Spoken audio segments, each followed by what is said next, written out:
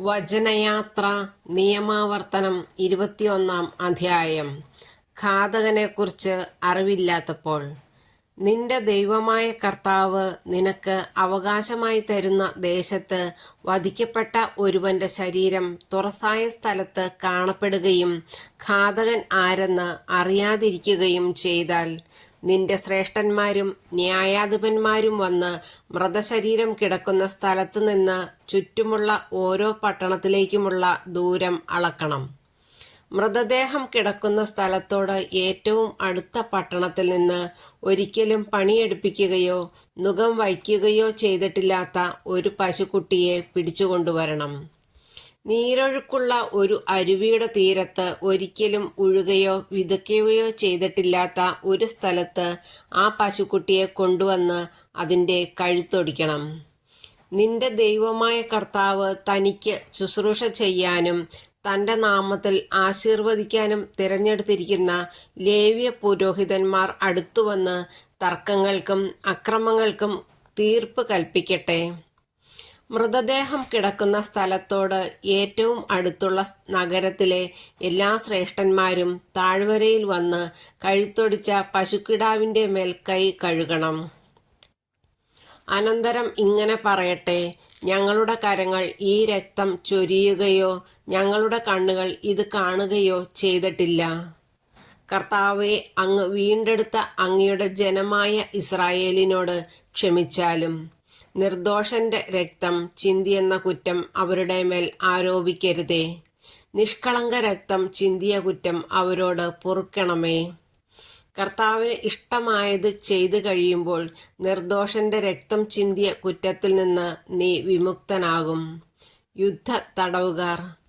ശത്രുക്കൾക്കെതിരായി യുദ്ധത്തിന് പോകുമ്പോൾ നിന്റെ ദൈവമായ കർത്താവ് അവരെ നിന്റെ കൈകളിൽ ഏൽപ്പിക്കുകയും നീ അവരെ അടിമകളാക്കുകയും ചെയ്യും.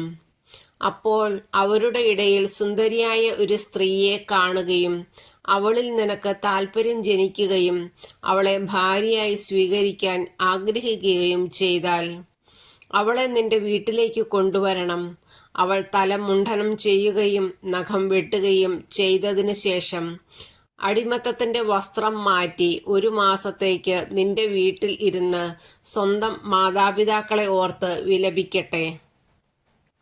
അതിനുശേഷം നിനക്ക് അവളെ പ്രാപിക്കാം. നിങ്ങൾ ഭാര്യാഭർത്താക്കന്മാരായിരിക്കും. പിന്നീട് നിനക്കവളിൽ പ്രീതിയില്ലെങ്കിൽ അവളെ സ്വതന്ത്രയായി വിട്ടയക്കുക. നീ അവളെ അപകൃഷ്ടയാക്കിയതിനാൽ ഒരിക്കലും അവളെ വിൽക്കുകയോ അടിമയായി പരിഗണിക്കുകയോ അരുത്.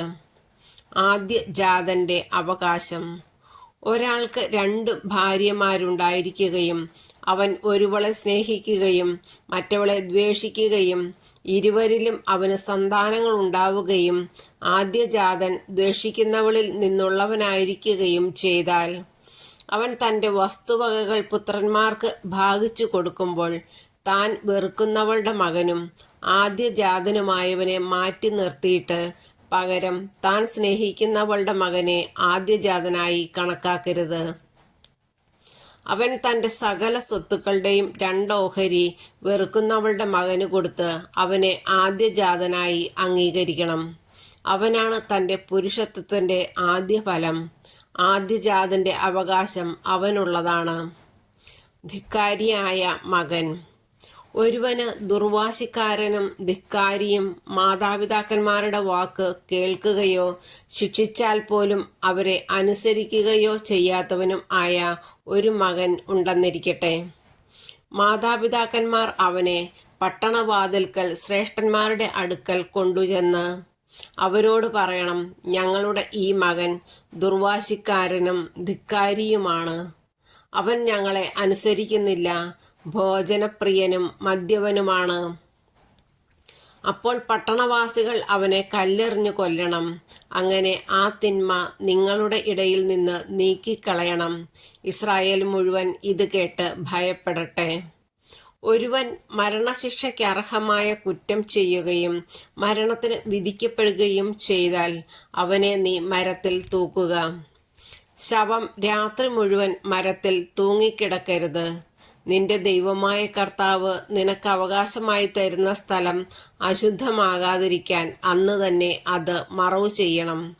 മരത്തിൽ തൂക്കപ്പെട്ടവൻ ദൈവത്താൽ ശപിക്കപ്പെട്ടവനാണ്.